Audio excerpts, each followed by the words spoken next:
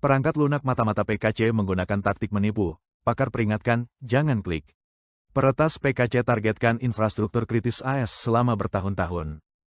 Pada tanggal 9 April tahun 2025, Pusat Keamanan Siber Nasional Inggris, NCSC, bekerja sama dengan Amerika Serikat, Australia, Selandia Baru, Kanada, dan Jerman, mengungkap dua aplikasi spyware yang terkait dengan Partai Komunis China, PKC, Bad-Bazaar dan Moonshine, yang dirancang untuk memantau individu dan kelompok yang dianggap ancaman oleh PKC, dengan potensi pengawasan yang lebih luas.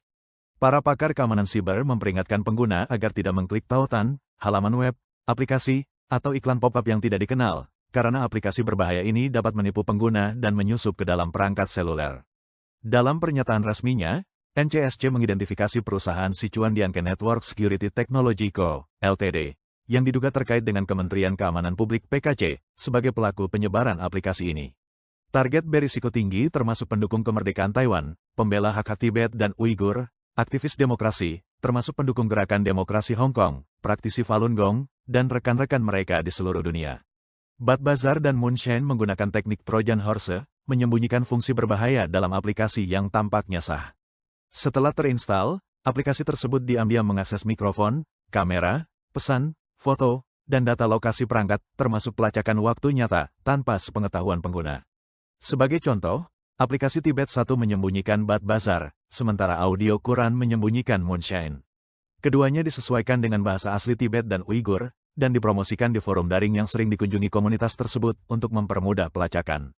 Aplikasi lain bahkan meniru merek terpercaya seperti WhatsApp dan Skype, dengan menyelipkan spyware di dalamnya.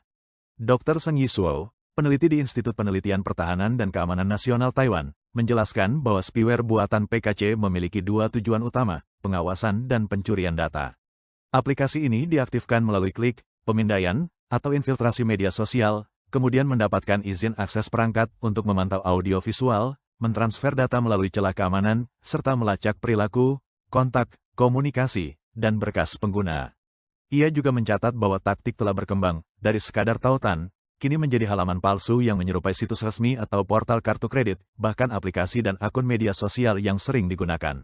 Semua itu dirancang untuk mencuri data, kontak, kebiasaan, dan dokumen pengguna. Zhong San, insinyur jaringan komunikasi senior di Silicon Valley, mengatakan bahwa ia telah mengetahui adanya masalah dengan Bad-Bazaar sejak 2 tahun lalu, tetapi baru-baru ini terkejut mengetahui bahwa aplikasi itu ternyata merupakan spyware buatan PKC. Di media sosial, bot iklan memposting tautan yang menarik. Ketika diklik, tautan itu memicu pop-up atau unduhan otomatis yang langsung menyusupkan spyware ke perangkat pengguna.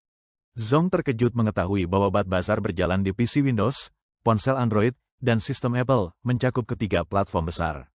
Ini menunjukkan bahwa aplikasi ini dirancang dengan sangat profesional dan teliti, katanya. Cara melindungi diri dari spyware ini. Zhong San menyarankan pengguna untuk rutin memperbarui perangkat lunak pada perangkat mereka. Karena Bad-Bazaar dan Moonshine kini sudah dikenal luas, platform keamanan umumnya akan menandainya sebagai ancaman, sehingga risiko menurun. Namun, spyware serupa masih kerap disebarkan melalui grup media sosial lewat tautan iklan tersembunyi. Zhong memperingatkan, jangan klik tautan yang tidak dikenal atau membuka situs yang tidak terpercaya. Hindari mengklik iklan pop-up yang mencurigakan. Jika terlihat mencurigakan, segera tutup. Ia menekankan bahwa langkah pertahanan pertama adalah menghindari tautan yang menggoda tapi mencurigakan. Ia juga merekomendasikan penggunaan fitur pemblokir iklan, Adblock, yang tersedia di sebagian besar perangkat lunak untuk secara permanen mencegah iklan pop-up sebagai langkah pencegahan.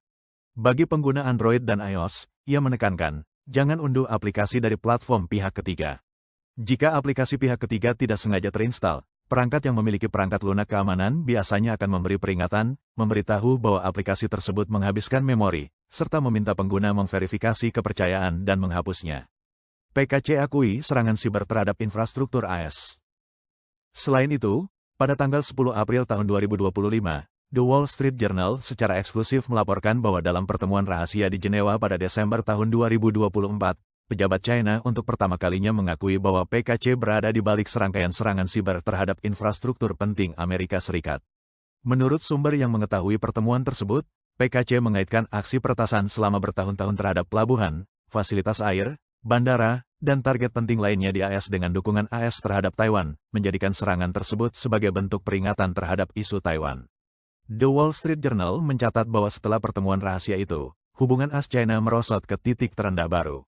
Selain perang dagang historis, pejabat pemerintahan Trump mengisyaratkan rencana operasi siber yang lebih agresif terhadap China, sementara Beijing terus menyusup dan menembus sistem telekomunikasi AS.